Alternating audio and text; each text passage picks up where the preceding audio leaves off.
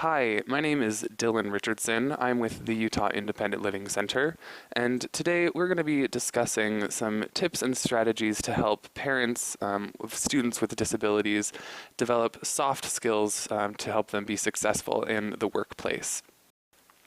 And first, just a short introduction about myself. So my name is Dylan Richardson, and I am an employee at the Utah Independent Living Center.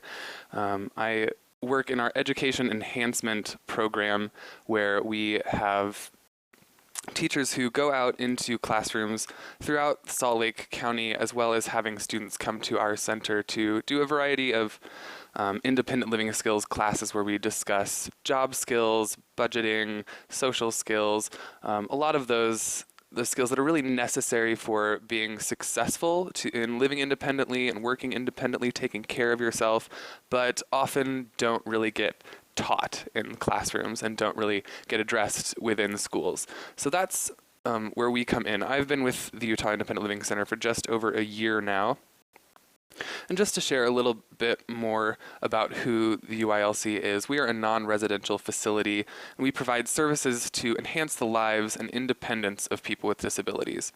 We have several different programs that we do this through. We have our assistive technology program, where we help to connect people to the assistive technology they need, be that a motorized wheelchair, a walker, a hearing aid, anything that they might need to help them to move around and move through the community more independently. We do community integration as well, helping to link people into organizations in their community and activities so that they can feel involved in their community and like they are a participant rather than a bystander. And we have an independent living skills program as well, where we do classes and individual one-on-one training to work with people to find out where needs are, what skills need to be addressed, and then through those programs and classes, we can help people to gain those skills and learn the things that they need to do to be able to take care of themselves. We also help people to move out of nursing homes. We work on peer support, helping people do outreach, finding housing, legal advocacy, any other outside programs that they may need. We have a loan bank as well of assistive technology, where people can come in and borrow pieces of equipment. Maybe they just had surgery and are recovering, or need a short-term solution as they're waiting to purchase a piece of equipment, so they can come and borrow any of our equipment for 3 to 6 months. And as I said, I work in the education enhancement program, which is year-round. We work both during the school year and during the summer with students usually between the ages of 14 and 22 with a really wide range of disabilities, focusing on whatever skills that the teachers or parents express interest that they would like to address with those students. So now, to get into it, we are going to talk about specifically the soft skills that help people to be successful in the workplace. And I'm a definition person. I always like to take it back to the dictionary. So first, we want to talk about what are soft skills, right? What do we mean when we talk about those? So usually the soft skills refer to the personal attributes that someone has that would enable them to interact in a way that is effective and harmonious with other people. And again, breaking down some of those definitions, when you're talking about effective communication, effective interaction, that means that there is a result that we're interested in getting. We have a goal in mind. And if we're effective, that means we actually produce that result. We reach that goal. And if we're interacting harmoniously, that means that we can do that free of disagreement or dissent. We're not arguing. We're not discordant in that sort of way. So those soft skills then are the attributes and the characteristics that people have that make it so that they can interact with the people that they work with in a way that achieves their goals and avoids conflict, avoids disagreement with those people. And so since soft skills are talking about getting towards a goal, reaching that goal, we need to stop and consider, what are the students' goals?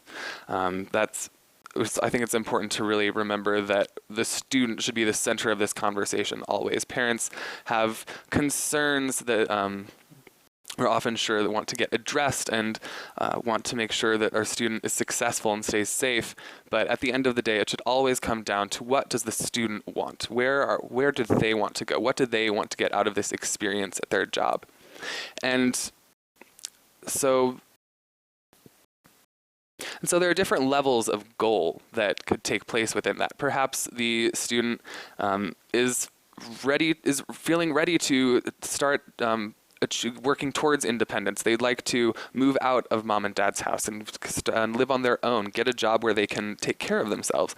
And in that case, maybe the goal is, if that's the goal, then the strategy might be to focus more on self-advocacy, making sure the student can advocate for their own needs, figure out where their own strengths and weaknesses are, and be able to rely on those strengths, really emphasize those, and find ways to accommodate the weaknesses, work around them, and taking that upon themselves.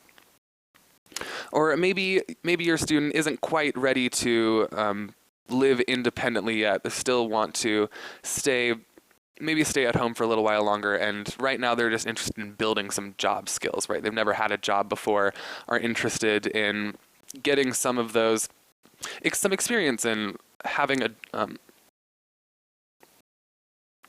maybe they want just to get some experience in the workplace, figure out what it's like to get along with coworkers and have to negotiate with your boss, and maybe even just hold a regular schedule where you're going into work 3 days a week and being able to maintain life outside of that as well. Or maybe your student is just, they spend a lot of time at home, don't really get out much, have trouble socializing, making friends, and they're just looking for ways to get up and out of the house and active and doing things throughout the day.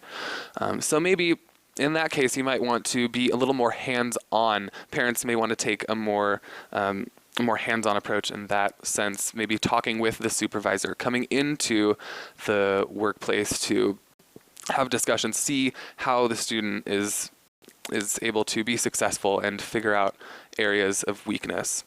So with that in mind, then, that's really just to say that we should always make sure that our focal point is the student's goal. That should be our North Star, the thing that guides us throughout this whole process, figuring out what the student wants to achieve, where they want to go, and then taking steps to make that possible. And I view this through the lens of the least restrictive environment, which is a mandate from the Individuals with Disabilities Education Act, or IDEA, which states that students with disabilities have the opportunity to be educated with non-disabled peers to the greatest extent appropriate. So to the extent that the student can be successful, they should be in the environment where they are allowed the most amount of freedom, where they are allowed the greatest autonomy in making their own choices and determining how they would like to move forward, determining the strategies and tactics they would like to use.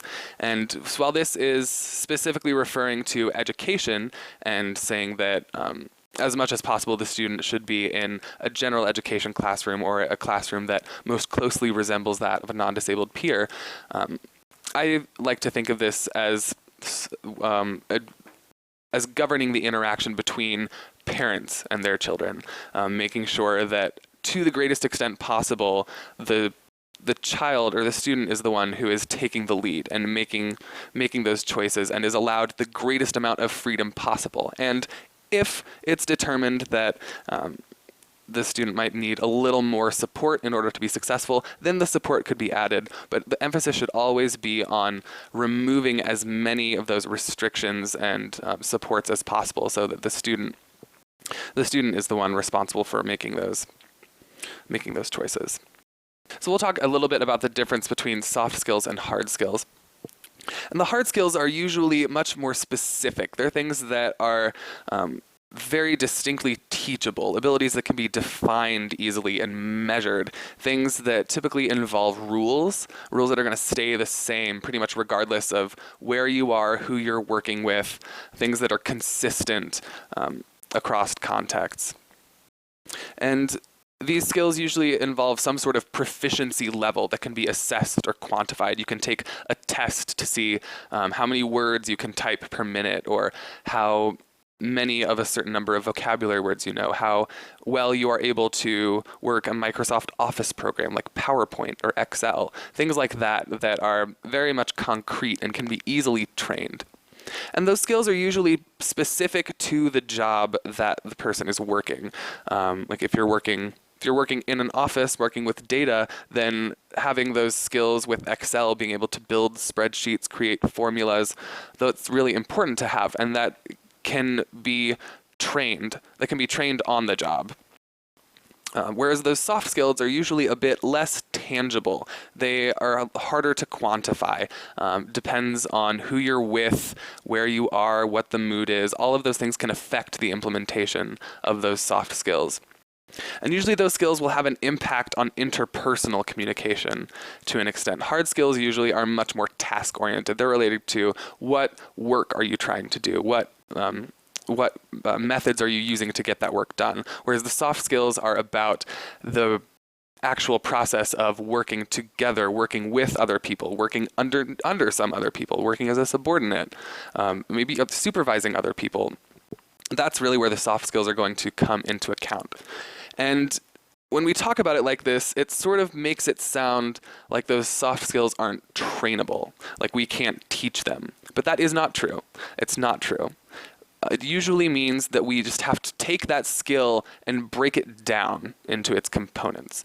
So here is a list of some soft skills that employers usually value in their employees. Things like a positive attitude or a strong work ethic, communication or interpersonal skills, the ability to problem solve, manage time, manage a project, or even feel self-confident in the workplace, feel like you are effective and can do your job well. All those skills are going to affect the student's ability to be successful in the workplace. If they aren't feeling self-confident, then they're not going to feel like they have the ability to be there. They're not going to feel like this is a place for them. This is a place where they can be successful. If they don't have that problem-solving ability, when they come into a situation where they're not sure what to do, it might be hard to figure out how to move forward. If they have difficulties with communication or interpersonal skills, then being able to talk with your boss when you have a problem, being able to interact with your coworkers while you're doing your job together could cause some problems. And I do want to draw a distinction between some of those soft skills and what we call executive functioning. Executive functioning usually refers to those processes that have to do with managing yourself and the resources that you have, both physical resources and cognitive resources, in order to achieve a goal. And these skills are mostly neurologically based. They have a basis in the brain and the brain process. Most of these live in the frontal cortex and involve the ability to inhibit an action. So if you have an impulse, to be able to stop that and say, no, okay, let me think about this before I act.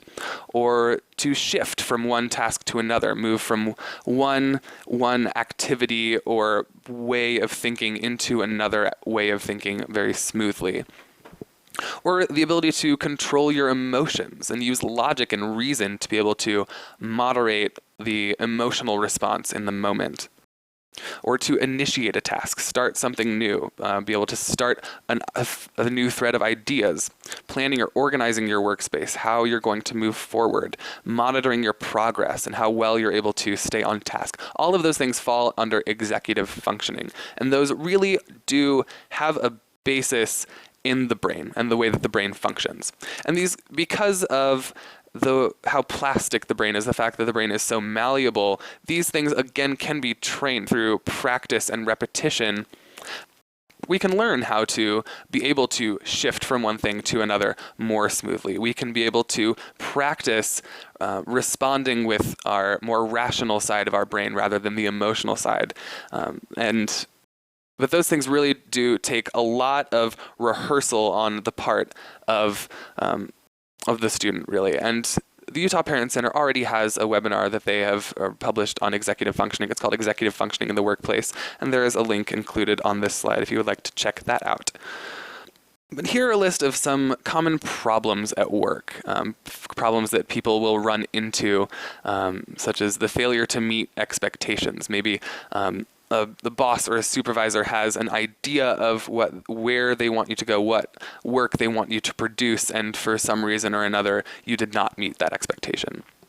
Or a problem with meeting deadlines, consistently being behind schedule, coming into interpersonal conflict with your coworkers, maybe hearing directions and misunderstanding, not having a good grasp of what's being asked of you. Or if you have a problem, if you do realize that you have made a mistake or there has been something that has come up in your work, wanting to hide that problem or keep it to yourself, not knowing how to approach your boss, being afraid to talk to your boss about that. Or not being able to handle criticism or handle constructive feedback. A lot of these problems result from a breakdown in communication. That's often the root of it. For some reason or another, there's a signal that's getting crossed. And like I said, I'm a definition person, so here we've got the definition for communication. Communication is really the exchange of information. It's an exchange of information between two parties.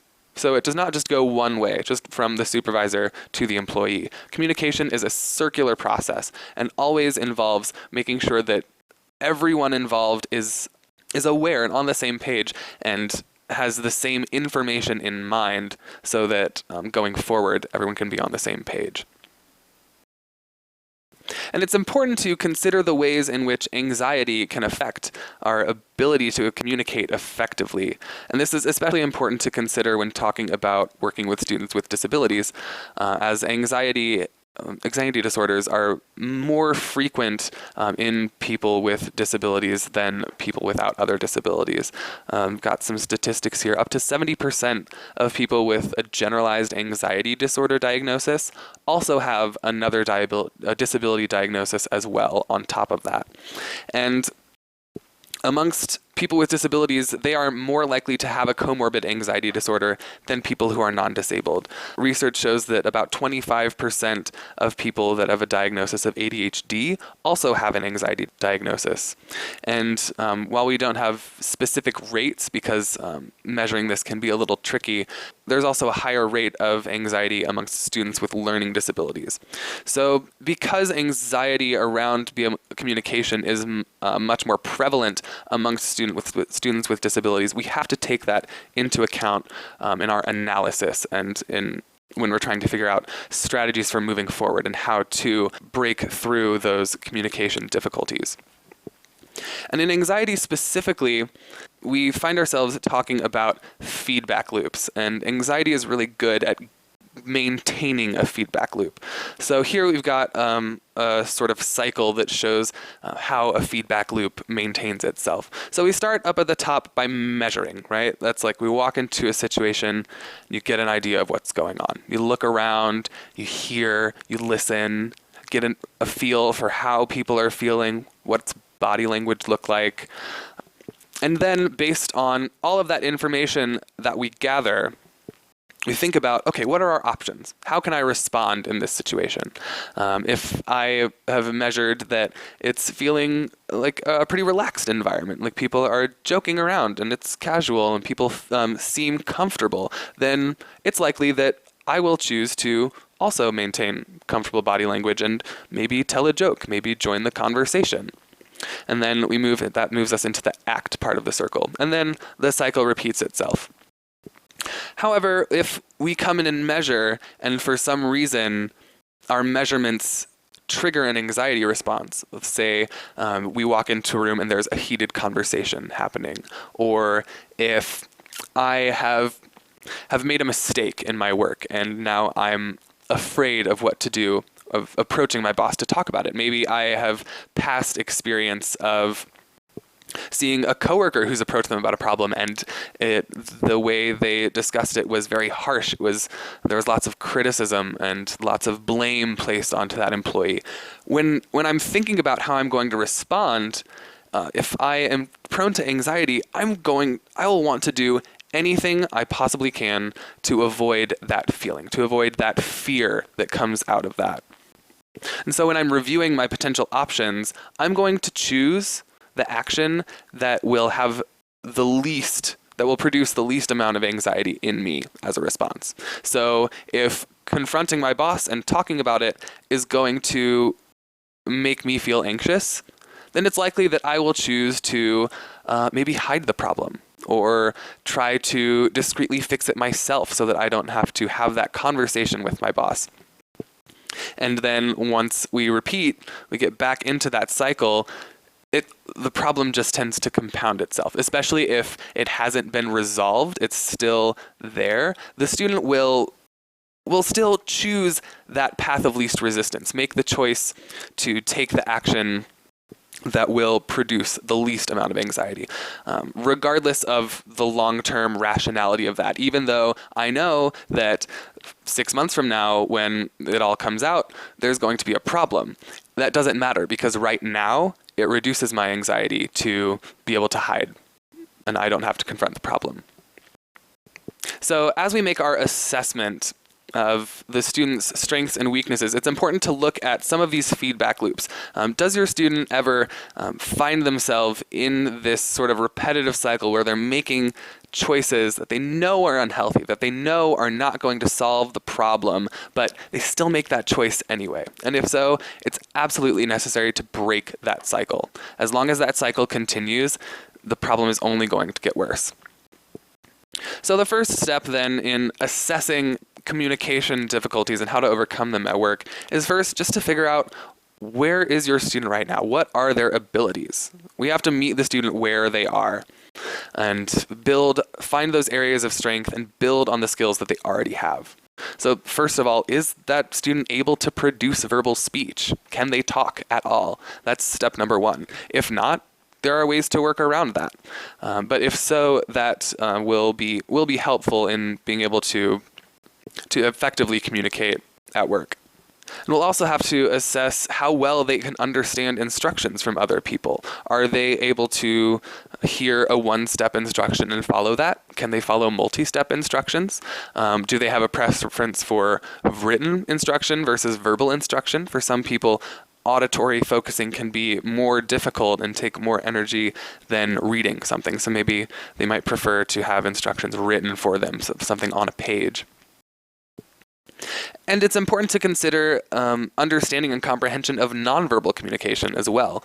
How well can they understand tone and facial expression? Are they able to read some of those more underlying ways that we communicate, not just the words, the more subtle aspects of communication?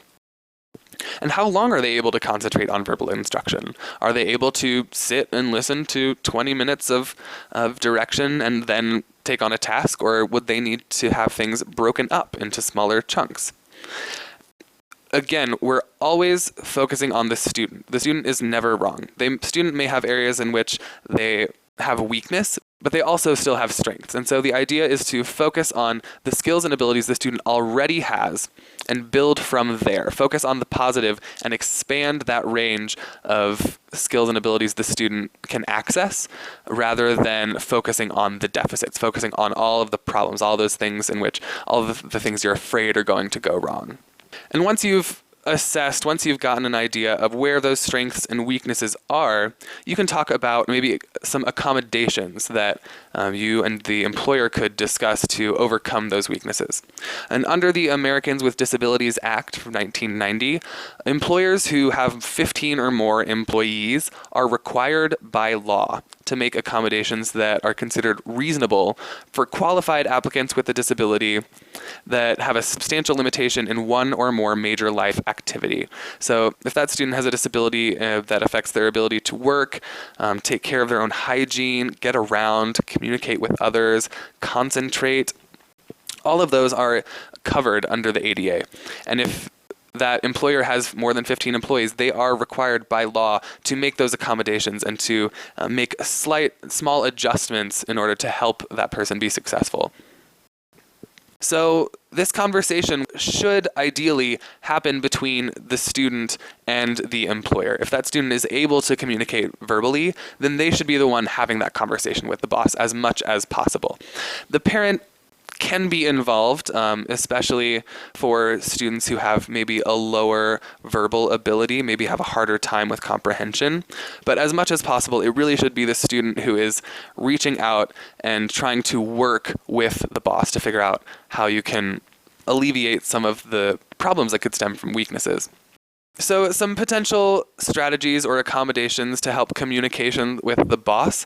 First of all, the student will have to overcome that initial anxiety of confronting or speaking with their boss. It's an uncomfortable thing and will likely produce some sense of fear, but it's pretty much inevitable when you're in the workplace. You're going to have a supervisor. You're going to have someone that you have to report to, someone who will give you feedback on your performance and tips and ideas on how to improve. And so part of that does involve that having to confront that initial really intense anxiety and overcome that. And because this is all really individualized, it's all going to depend on your assessment and the strengths and weaknesses of your student. The accommodations are really going to vary from person to person, but this is just a list of potential accommodations, such as maybe having a regularly scheduled meeting with that supervisor, having a time maybe once a week or once a month where the supervisor and the student will sit down and talk about the things that they're doing well, the areas in which they could improve. The student can have the opportunity to ask questions, get clarification on things that they're confused about. And this can be an opportunity to voice all of those concerns that otherwise the student probably would not bring up due to fear or anxiety of confronting the supervisor, having to stop them during their busy day to have a conversation with them. That can help to create a channel, a consistent line of communication so that that information is always being exchanged regularly. And if that meeting is scheduled, it should be the responsibility of the supervisor to ensure that meeting happens. Because again, if that student has been feeling anxious, they have a hard time confronting their boss when they're going about the workday, that relieves a little bit of the burden from that student and places it on the supervisor. And perhaps maybe face-to-face communication is really hard for some people. Maybe passing notes or being able to communicate on paper rather than face-to-face would be easier for that student. Maybe they can create a list of the questions that they have and leave that on their supervisor's desk, and the next day they can get some responses. Finding other ways to avoid some of the anxiety that can come from direct face-to-face communication, including discussing what it may be different ways of listening. We tend to have this idea of active listening, that if people aren't looking directly at you and nodding and really, really putting their whole body into it, that they're not paying attention, they're not hearing what's being said. And particularly with students with disabilities, especially anxiety or students on the autism spectrum, being able to engage in those behaviors can be really difficult. It can take so much energy away from the brain that it cannot be used then for processing what has been said, and being able to combine that with existing knowledge so that you can figure out what questions you do have, what you understand, what you don't understand.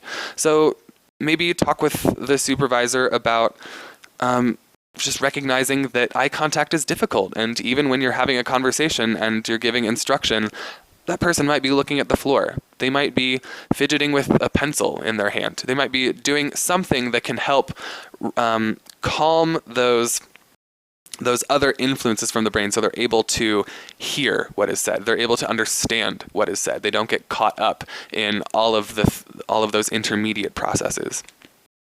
And we should allow adequate time for processing. I know personally, when it takes me at least an hour to figure out what questions I have after I've sat through a lecture or had a conversation with someone. So maybe understanding that when you'll give time for instruction and then maybe take a half hour, an hour, and come back together so that the student can ask questions, can get more clarification, figure out where they're still unclear. And there should be a specific protocol for addressing problems both with other employees and with the supervisor, so that if there is something that comes up, if there's a problem that student has, they can follow that protocol so they understand exactly what is expected of them. They know that first they send them an email, and then if the boss responds to the email and says they want to schedule a meeting, they'll get a meeting on the books. Just something so that there is a step-by-step process, so it's very clear, and the student isn't left feeling anxious about how to address that with the boss. And some strategies that parents can work with their children at home in order to improve communication skills, because communication, as much as anything else, improves with practice. The more you do, the better you will be at it. So if while you're working at home, maybe practice following multi-step instructions if that's something that your student has difficulty with. Give a series of 4 things that you'd like them to do, and then see how well they're able to carry that out, and find out if there are places that they need support, or if it's just in more repetition that will be able to help them follow those multiple step instructions. Or teach them how to ask follow-up questions. Talk through something, be able to show them how you are able to critically assess information. How do you figure out, okay, now these are the things that I do know, what things do I not know? What things am I going to need to know? What problems will I run into if I don't know this information? And practice being able to listen effectively.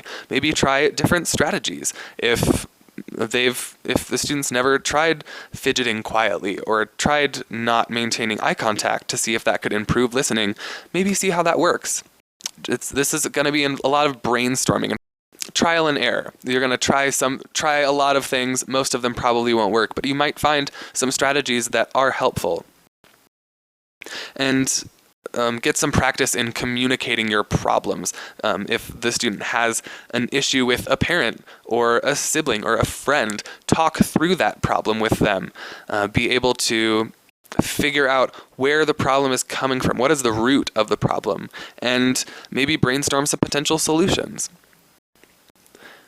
And you could also get some practice in greeting other people, introducing yourself, those really routine social things that we do over and over again that can still be somewhat difficult or not quite automatic in students with disabilities.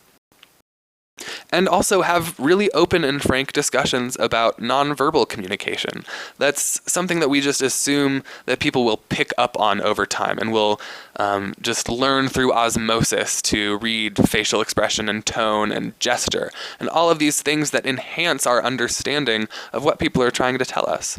So actually talking about, okay, what does this gesture mean? What does it mean when I say something with this tone of voice? Do I sound like I'm angry or like I'm joking? So that way it can help the student interpret what's being said to them in the workplace, so they don't feel as much confusion and aren't as unsure of how to respond.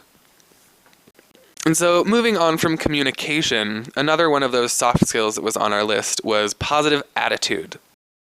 And going back to some definitions, an attitude refers to a manner or disposition, a feeling, or a position regarding a person or a thing. So basically, how we're feeling, how we are holding ourselves in response to someone or something around us.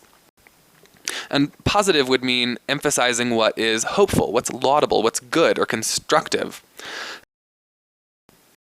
So having a positive attitude then would look like always taking a position on the people around us or the things around us that emphasizes the good or hopeful aspects of them, rather than maybe the not so good or not so hopeful aspects of them.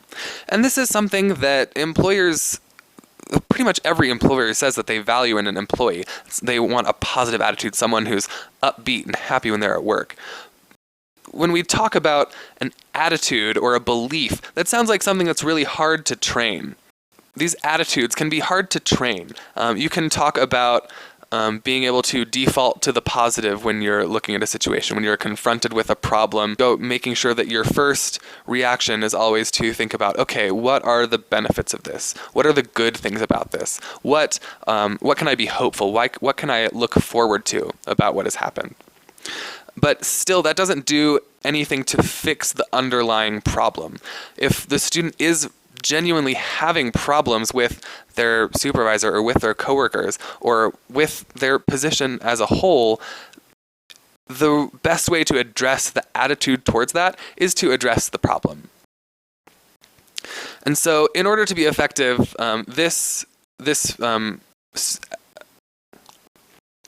in order to be effective, intervention around attitude should really be combined with other sorts of accommodations, and recognizing that this is a mutual burden. Yes, the student has the responsibility to make sure that they are upbeat and positive and have a pleasant disposition while they're at work, and the supervisor should also have a responsibility to make sure that any problems that student is coming into contact with, that they can be alleviated, they can be addressed. The student should not be responsible for taking the lead in all accommodations. Some of that should fall on the employer as well.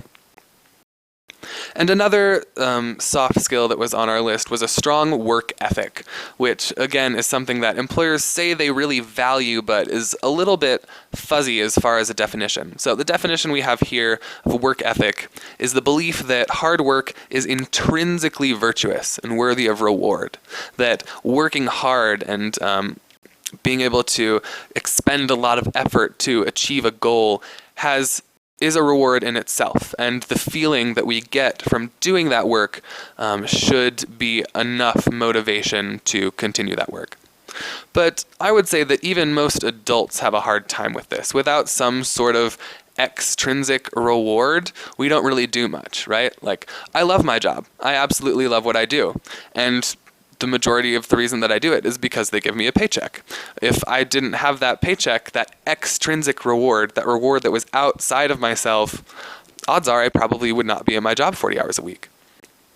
And so it's difficult to always remember the value of hard work, to remember that the feeling that we get of accomplishment afterwards can be a reward in and of itself. But this is pretty much the foundation of all positive behavior supports or reinforcement techniques that psychologists and employers and teachers all overuse. The idea that there should be some sort of tangible reward for effort on the part of the student. So if your student is having a hard time expending that effort consistently or coming in and working to the level that the supervisor expects of them, maybe you could talk about setting up some goals, strategies for addressing and building a work ethic in your student. First, make sure that tasks are manageable. We want to give students pieces of work and we want to ask things of them that they can achieve. We don't want to give them a task that is going to be so difficult and require so much energy that they simply can't reach success. If we want them to realize that intrinsic value of hard work, they've got to reach success quickly and frequently. So breaking the work down into manageable tasks and creating short-term goals that are really achievable, that can help to get the student to a point where they have reached success. They have experienced what it feels like to meet that goal, which can then, in turn, serve as motivation moving forward. And we should also make sure that we're providing a balance of positive and constructive feedback. Positive feedback can help to reinforce that intrinsic feeling of achievement that comes from hard work. So being able to recognize the things that they have done well, recognize those successes, as well as providing some constructive criticism on areas in which they could still improve. Because all of us should be working towards growth. We should be making sure that we're better than we were yesterday. So providing feedback on things they did well and areas in which they could improve provides a blueprint or a guideline of how to move forward, things that they should do again, they should keep doing, and things that maybe they should consider alternatives for. And we should also set up some long-term goals to accompany our short-term goals so that once you can look back over a month or 3 months or 6 months and look at the progress that has been made and maybe provide a reward for that, so we're not having to provide tangible rewards quite so frequently. But maybe a larger reward could be discussed for achievement of some of those more long-term goals.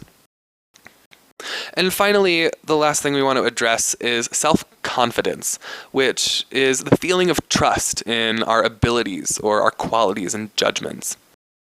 So first, if we want our students to feel like they can trust their abilities, we have to make sure they've had adequate training in the things we're asking of them. If they don't feel like they can effectively complete the tasks that we're asking of them, odds are they're not going to feel very confident. They aren't going to trust their self. They aren't going to trust their ability to complete that task. So step one for self-confidence is making sure that we provide good training. And we can also help students create some positive self-statements, come up with some things they can repeat to themselves for handling failure or an obstacle that they may run into on the path towards their goal. Because it's not going to be a smooth process. There are going to be problems that people run into. And if the student can, again, focus on those positives and remind themselves that it's okay, this is just a hurdle on my path. I'm still on my way to my goal. I'm still on my way to achieving the success I want. Those cognitive strategies, the changes in our thinking, changes in our automatic thought processes can be really helpful in helping us feel confident in ourselves and believe in our abilities. And last and potentially most importantly, in my opinion, is to find a source of self-worth outside of work. I know for many adults, our work is something that we derive value from. Like I can feel comfortable in myself. I know that I am worthwhile because I can see the tangible effects that I'm having. I can see the results of the work that I'm doing. That will help us feel more confident and more sure of ourselves. So if the student is just getting started in the workplace or maybe is having a difficult time adjusting to work, that's going to impact how confident they're feeling. If they're constantly running into problems and coming into contact with all of these areas in which they're considered a weakness or things that they think they still need to improve, it's going to be hard to trust themselves. So finding hobbies or relationships or anything outside of work that student can use to remember that there are other things about themselves that make them worthwhile. There are other things about themselves that make their existence meaningful. That'll help take the pressure off of job performance and make it so that going to work isn't such a daunting experience. All right. Well, thank you for participating in the webinar today. If you have any questions, you can contact the Utah Independent Living Center by phone or email. And we're always welcoming new consumers. So if you're interested in our services, like I mentioned at the beginning of the presentation, give us a call and see if there's anything we can do to work with you.